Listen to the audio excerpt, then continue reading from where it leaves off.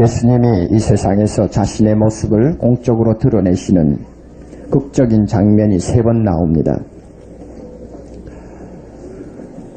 하나님의 아들로 말구유에 탄생하실 때가 그 첫 번째였고, 두 번째는 30년 동안에 매일에 가리워진 조용한 생활을 하시다가 드디어 대중 앞에 나타나시던 요단강변의 사건입니다. 그리고 세 번째는 십자가에 죽으시고 3일 만에 살아나셔서 절망에 빠져있는 제자들에게 나타나시던 장면입니다. 예수님이 이와 같이 3번이나 극적으로 사람들 앞에 나타나시던 이 사건을 우리가 하나하나 검토해보면 굉장히 은혜스러운 교훈이 많이 있는데, 오늘 우리가 읽은 이 본문은 예수님이 30살 잡수시던 때 요단강변에서 드디어 대중 앞에 그의 모습을 드러내시던 사건을 지금 기록하고 있습니다. 제가 오늘 선택한 본문입니다. 이때라고 하는 말이 나옵니다. 13절. 이때, 예수님이 등장하시던 때입니다. 이때에 할 때, 이때라고 하는 그 접속사 배후에 있는 배경이 어떤지를 우리가 좀 알아야겠습니다. 예수님은 30년 동안 은밀하게 사셨습니다. 소리 없이 지냈습니다. 누구 앞에도 자신을 나타내지 않았습니다. 몫으로서 가족을 부양하며 먹고 살기에 분주한 인생의 삶이 얼마나 인간에게 무거운 짐이 되며 고통이 되는가를 몸소 체험하시면서 나사렛에서 그는 30살이 되도록 지내셨습니다.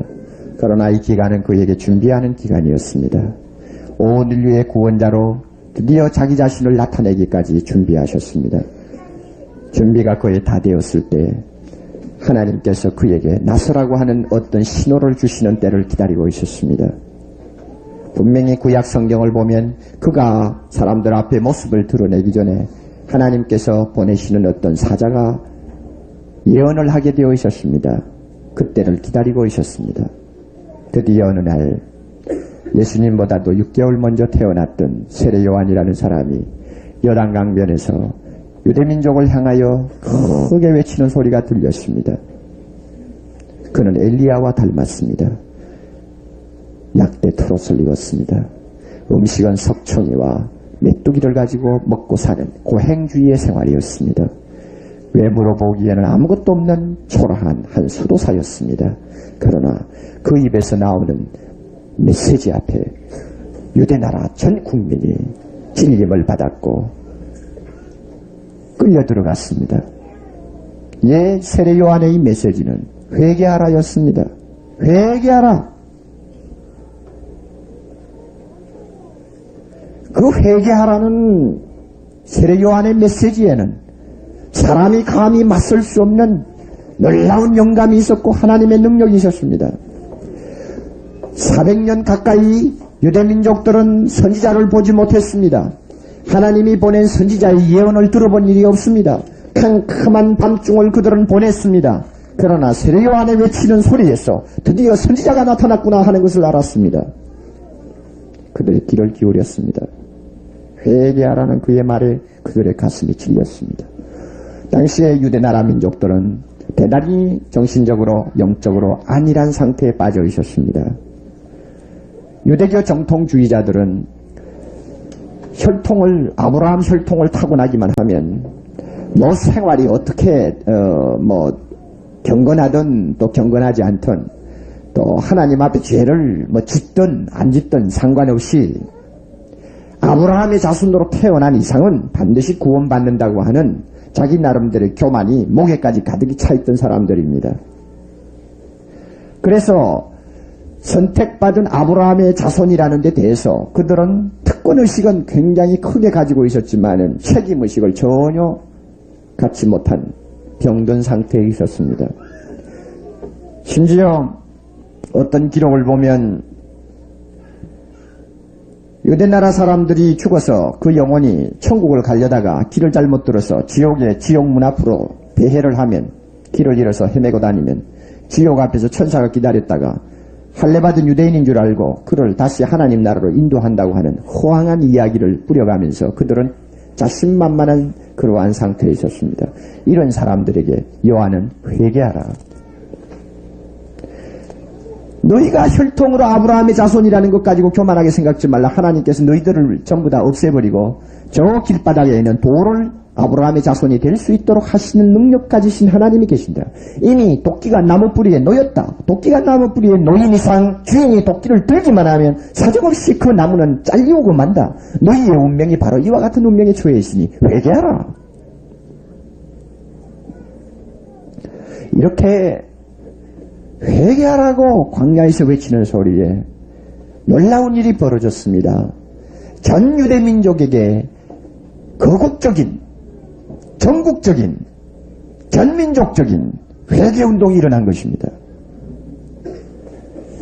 그 교만한 바리새인들이 천사도 없고 하나님 나라도 없다고 하던 사두개교인들이 세례 요한의 메시지에 가슴이 찔려 세례 요한 앞으로 회개하고 나왔습니다. 그 포악한 군인들이 회개하고 나왔습니다. 돈밖에 모르던 세리들이 회개하고 나왔습니다. 창녀들이 회개하고 나왔습니다. 다 회개하고 나왔습니다. 이렇게 회개하고 나오는 유대민족을 보고 세례 요한은 세례를 받으라고 그랬습니다. 이것은 대단히 희한한 일입니다. 왜냐하면 유대나라 사람치고 아브라함의 혈통을 가지고 태어난 사람치고 세례를 받은 사람이 한 사람도 없기 때문입니다. 그때까지만 해도 아무도 세례받은 사람이 없습니다. 단지 세례의식은 언제 가능하냐 하면 옥목사가 한국민족으로 태어나가지고 나중에 유대교에 귀하기를 원할 때 내가 한국 사람이지만은 유대교에 내가 입교해가지고 드디어 유대인처럼 내가 살기를 원할 때 나는 세례를 받아야 합니다. 이방인으로서 유대인 아닌 사람으로서 살던 모든 더러운 생활 다 세례식을 통해서 전부 씻어버린다는 그런 의식을 갖게 됩니다. 그래서 옥목사가 옷을 다 벗고 물통에 들어가서 완전히 몸을 담그고 다시 거기서 나오면 지금까지 한국민족으로서 선택받지 못한 개와 같은 생활을 했던 모든 생활 다 이제는 깨끗이 청산하고 이제는 거룩한 유대인이 되었다. 이렇게 인정을 해주는 하나의 의식이 세례였기 때문에 혈통으로 유대인이 된 사람은 절대로 받지를 않았습니다. 받을 필요조차 없었습니다. 그러나 세례 요한은 바리새인이고 사두개교인이고 유대인의 귀족이고 간에 무조건 요단강에 나온 사람은 세례를 받으라고 했습니다. 왜 그런지 압니까? 세례는 회개하는 표입니다. 회개하는 표입니다. 세례 요한 앞에 나오는 사람이 정말 마음을 찢고 하나님 앞에 지금까지의 잘못된 삶을 회개하고 하나님의 도움과 하나님의 구원을 간절히 사모하는 마음으로 나왔다고 한다면 죄를 씻는 표요, 회개하는 증거로 세례를 받으라는 것입니다. 그래서 바리새인들도 무조건 받았습니다. 사두개인들도 받았습니다. 군인들도 받았습니다. 그리고 세례 요한을 통해서 경고를 그들은 받았습니다. 군인들은 난폭하지 말 것이며 자기가 받는 월급을 족한 줄 알 것이요, 부자는 자기가 가진 것을 가난한 자에게 나누어 줄 것이요, 세리는 정직하여 남에게 포탈하지 말 것이니 바로 살라고 세례 요한이 가르쳤습니다.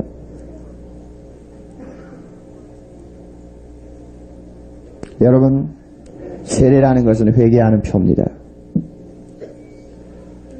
세례 요한은 회개하라고 외쳤고 사도 바울은 믿으라고 외쳤습니다. 믿는 것과 회개하는 것과 차이가 있습니까? 전혀 차이가 없습니다. 오늘 대한민국 교회의 문제점, 오늘 대한민국의 신자들의 문제점은 회개하는 것과 믿는 것과를 이분시켜서 별도로 다루는 데 문제점이 있습니다. 믿음이 회개입니다. 회개가 믿음입니다. 한번 생각해 보세요. 지금까지 하나님이 없는 생활을 우리가 마음대로 하고 있다가 드디어 하나님 앞으로 돌아오는데 돌아올 때 예수 이름 가지고 돌아와야 합니다. 예수여, 내가 이제 주님을 나의 구주로 믿겠습니다 하고 고백한다면 그 고백이 뭡니까? 회개하는 거죠. 과거의 생활 이제 안 하겠다는 말입니다. 하나님 없는 생활 이제 반복 안 하겠다는 것입니다. 하나님의 뜻대로 살지 못하던 내 마음대로의 생활 이제 포기한다는 말입니다. 이게 믿음이요, 이게 회개입니다. 믿습니까? 회개한 사람이요. 회개합니까? 믿는 사람입니다. 이 둘을 구별하면 안 돼요. 그래서 사도 바울의 믿으라고 하는 메시지나 세례 요한이 회개하라고 하는 메시지나 성격상으로 전혀 다른 것이 없어요. 많은 사람들이 믿기는 믿는다고 고백하는데 마음 밑바닥에 진정한 회개가 없는 것을 봅니다. 수많은 사람들이 세례를 받기는 받는데 세례받는 그들의 마음속 밑바닥에 참으로 자기 자신을 찢어서 잘못했다고 고백하고 과거의 생활을 반복하지 아니하며 하나님의 뜻에 전적으로 순종하는 회개의 삶이 결여되어 있습니다. 이것이 오늘 우리에게 많은 병과 고통을 안겨주는 원인입니다. 예수를 믿어도 남이 모르게 마음속 깊은 곳에 갈등과 고통과 분명과 불면증과 욕구불만 속에서 호덕입니다. 교역자가 가서 기도해 줍니다. 이웃 사람들이 가서 위로해 줍니다. 그 시간은 조금 열기가 떨어지는 것 같지만 얼마 안 있으면 또 그 증세가 또 나타납니다. 왜 이와 같은 일들이 반복됩니까? 열이 나는 근본 원인을 제거하지 아니하고 아스피린만 먹이기 때문입니다. 다시 말하면 우리의 생활, 예수 믿는다고 하는 생활에서 진정한 회개가 따르지 않기 때문입니다. 세례받은 사람은 다 원칙적으로 회개하는 사람이요, 회개한 사람이지만 그 회개를 하지 않고 세례받았다든지 회개를 하지 않고 예수 믿는다고 생각하는 분들은 이와 같은 근본적인 병이 고쳐지지 않습니다. 이것이 대한민국 교회의 문제점입니다. 여러분 세례받으셨죠? 여러분 진정 회개했습니까? 형식만 차린 것입니까? 진정 회개를 했습니까? 영국의 경우를 보면 10년 전의 통계입니다마는 세례받은 사람이 2천만 명이라고 합니다마는 참으로 신앙생활 제대로 하는 사람은 120만 밖에 안 된답니다. 그럼 나머지 세례받은 사람은 뭡니까? 회개 없이 제 마음대로 세례받았다 그겁니다. 교회 다니는 형식 가지고 세례받았다는 것입니다. 여러분 우리 교회 안에 이런 분들이 있나요? 참 심각한 문제입니다. 오늘 이 시간 다른 형제들이 세례받는 것을 보실 때 여러분 우리 진정으로 회개하는 사람 됩시다. 여러분의 마음속 깊은 것을 보세요. 아직도 예수 믿으면서 해결하지 못하는 부분을 여러분은 감추어 두시면 안 됩니다. 자꾸 커튼을 치면 안 됩니다. 다른 사람에게 여러분이 그것을 갖다가 내놓으라고 그러는 것 아닙니다. 예수 그리스도에게 내놓으라는 말입니다. 이것을 내놓고 하나님 앞에 해결받지 않는 이상 아무리 애를 써도 예수 믿는 자로서의 기쁨과 평안과 진정한 건강은 우리에게 절대 찾아오지 않습니다. 교회를 다녀도 아무리 10년 동안 다녀도 집사가 되고 장로가 되고 목사가 되어도 근본적인 마음 바탕에서 예수 그리스도 앞에 다가온 사람답게 과거를 청산하고 나에게 있는 모든 나쁜 것을 완전히 주님 앞에 청산하고 새로운 출발 순종하는 생활하지 않는 이상 그 신앙생활은 그에게 어떤 작용도 하지 못합니다. 아무리 예수 이름 불러보세요. 되나? 근본적인 문제, 이것을 해결하고 들어가는 곳이 세례받는 곳입니다. 회개의 표. 또 하나 우리가 생각할 문제는 많은 유대인들이 세례를 받기 위해서 요단강 뚝에 지금 줄을 서서 기다립니다. 자기 차례를 기다리는 것입니다. 세례 요한은 강물에 서가지고 들어오는 사람마다 한 사람씩 죄를 고백하게 하고 물을 머리에다가 뭐 이렇게 부었는지 아니면 물속에다 집어넣었다가 일으켰는지는 모르지만 하여튼 한 사람 세례를 줍니다. 세례를 주다가 보니까 도대체 다른 사람하고는 닮은 데가 없는 완전히 다른 분이 한 사람, 세례 받으려고 서 있는 사람들 틈에 끼어서 지금 차례를 기다리고 있습니다. 요한이 보니까 다른 사람이었습니다. 이건 다른 사람이요. 그 거기에 서 있는 사람들은 가슴에 고통을 안고 있습니다. 가책을 받습니다. 하나님 앞에 무엇인가 잘못한 자기 자신을 놓고 괴로워하고 있습니다. 그러므로 얼굴이 어둡습니다. 얼굴이 이그러져 있습니다. 어떤 사람은 눈에서 눈물이 흐릅니다. 어떤 사람은 막 가슴을 치고 고통합니다. 모든 서 있는 사람이 세례받기 전에 자기 자신이 회개하는 모습이 역력히 드러나고 있는데 한 사람, 그 가운데 서 있는 한 사람은 다른 사람이었습니다. 바로 그분이 나사렛 예수였습니다. 그분은 죄가 없습니다. 죄의식을 가질 이유가 하나도 없습니다. 가슴을 치고 고통할 이유도 전혀 없습니다. 죄 없는 하나님입니다. 하나님으로서 인간이 되셨는데 왜 세례받는 사람 사이에 끼어 있느냐 말입니다. 세례는 죄인이 받는 것인데 왜 예수님이 그 자리에 끼어서 세례받을 차례를 기다리고 있습니까? 여러분, 오늘 이것을 우리가 놓고 진지하게 생각해 보아야 합니다. 왜 죄 없는 예수가 죄인들 틈에 끼어 세례를 기다리고 있습니까? 왜 그가 이 세례를 받아야 합니까?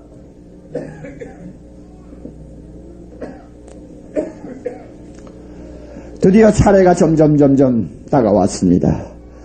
세례 요한 앞에 예수님이 섰습니다. 세례 요한이 황송해서 견딜 수가 없습니다.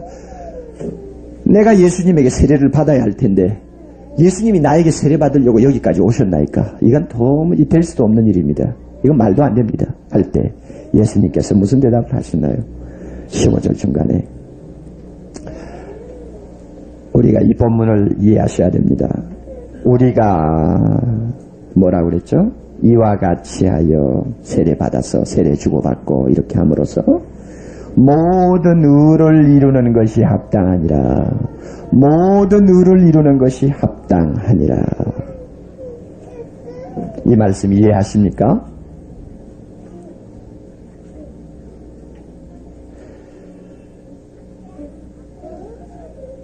하나님은 예수 그리스도를 통하여 의를 이루시기를 원합니다. 다시 말하면 하나님의 뜻을 이루시기를 원합니다.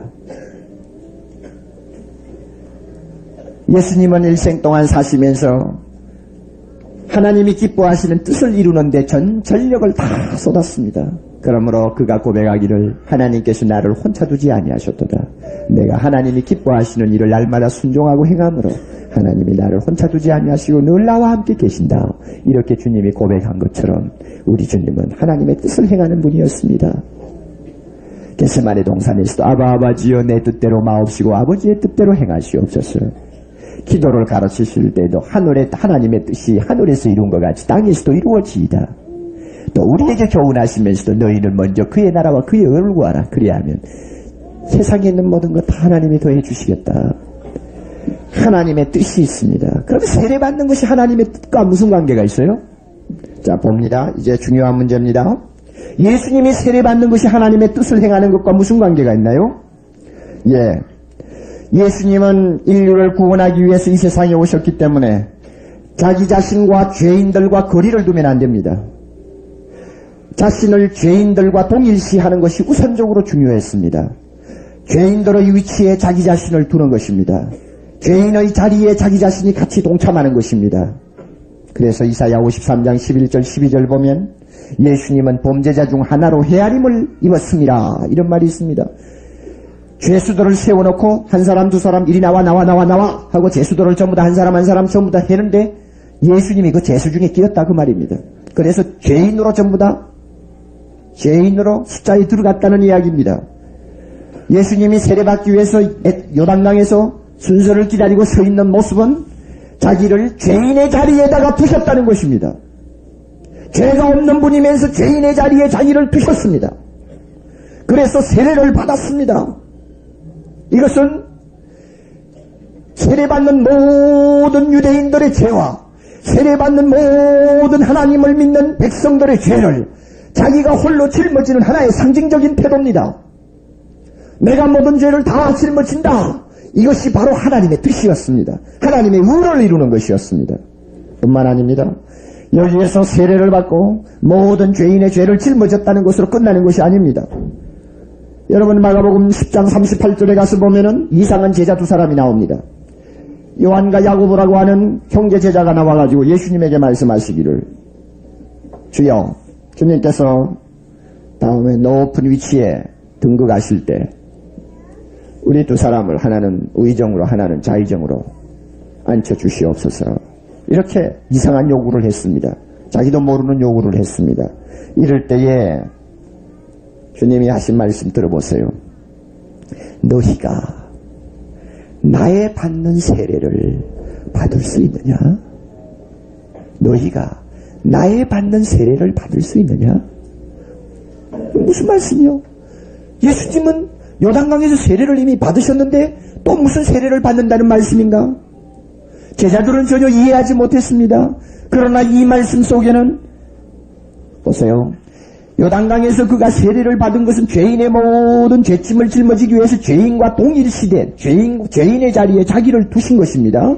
그러므로 죄를 짊어진 자로서는 결국은 죄의 심판을 받는 십자가까지 가지 아니할 수가 없습니다.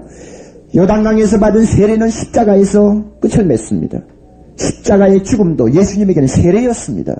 그러므로 두 제자 보고 너희들이 내가 십자가를 통해서 내가 받는 세례를 너희들이 받을 수 없다. 너희들은 내가 오는 길을 따라올 수가 없다. 주님이 그렇게 말씀하셨습니다. 우리 주님이 십자가에서 죽으심도 세례였습니다. 요단강에서 그가 세례받음과 동시에 십자가의 죽음까지 그의 세례는 이어졌습니다. 그래서 죄인의 위치에 자기도 같이 서셨고 자기를 죄인으로 인정하시고 죄인과 같이 자기 자신을 다루셨습니다. 그리고 죄인의 모든 죄를 짊어지고 십자가에서 우리의 죄값을 다 담당하시는 제물이 될 때까지 그 세례는 계속되었습니다. 십자가를 다 지심으로 그의 세례는 끝났습니다.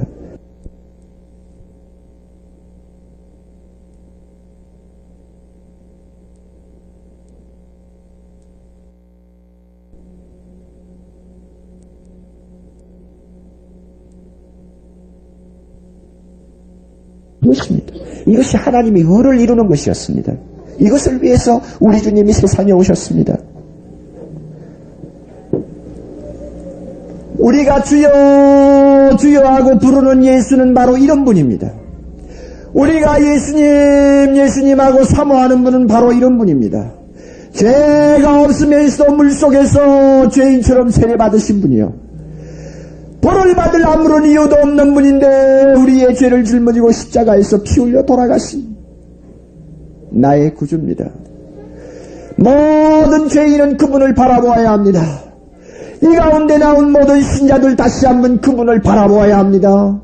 날 위하여 십자가의 죽음의 세례를 받으신 그분을 바라보아야 합니다. 이게 신앙이에요. 예배 보러 나오는 사람은 목사를 보는 것이 아닙니다. 바로 예수를 보는 것입니다. 오늘 세례 받으시는 여러분들 진정으로 회개하는 마음 가지고 주님 앞에 나와서 여러분은 이렇게 고백해야 합니다. 주님, 내가 이 시간 세례를 받음으로 내가 주님의 세례에 내가 동참함으로 예수님은 나의 죄의 죽음을 담당하셨고 내가 주님의 세례에 동참함으로 나는 예수님이 3일 만에 부활하셔서 우리에게 주신 새 생명을 얻게 되었나이다. 이렇게 고백할 수 있어야 합니다. 다시요. 예수님이 우리의 세례에 동참함으로 우리의 무엇을 담당했어요? 죄와 죽음을 담당하셨고 우리가 예수님의 세례에 동참함으로 우리가 무엇을 얻었어요? 예수 그리스도를 통해서 주는 하나님의 새 생명, 부활의 새 생명을 얻게 되었습니다. 그래서 로마서 6장 보면은 우리가 세례를 받음으로 예수와 함께 어떻게 되고 죽고 또 예수와 함께 다시 살아났습니다. 이것이 세례가 주는 놀라운 은혜입니다. 이미 세례 받으신 분이나 오늘 세례 받으실 분들이나 다시 한번 내가 그리스도와 함께 죽은 것을 확인합시다. 나의 죄를 짊어지고 죽으신 예수 그리스도와 함께 장사된 것을 확인합시다. 또 내가 세례받음으로 내가 세례받은 자로 예수님의 새 생명을 내 가슴 속에 소유하고 날마다 이 새 생명을 누리고 사는 사람인 것을 확인합시다. 믿습니까? 아멘. 믿습니까? 아멘. 네. 우리는 이 예수님을 사랑합니다. 한번 눈을 감고 생각해 보세요. 죄인들과 같이 세례받겠다고 서 계시는 주님을 한번 상상해 보세요. 죄도 없으면서 물속에 들어갔다 나오시는 주님을 한번 상상해 보세요. 나중에 십자가상에서 죄인을 대신해서 그 비참한 죽음을 당하시는 주님을 한번 생각해 보세요. 우리가 믿는 예수님이 바로 그분입니다. 그분 앞에 누가 회개하지 않겠어? 그분 앞에 누가 울지 않겠어? 그분 앞에 누가 자기 자신을 꺾지 않겠습니까? 그분 앞에 누가 교만할 수 있습니까? 그분 앞에 누가 맞대고 서서 대항할 수 있습니까? 아무도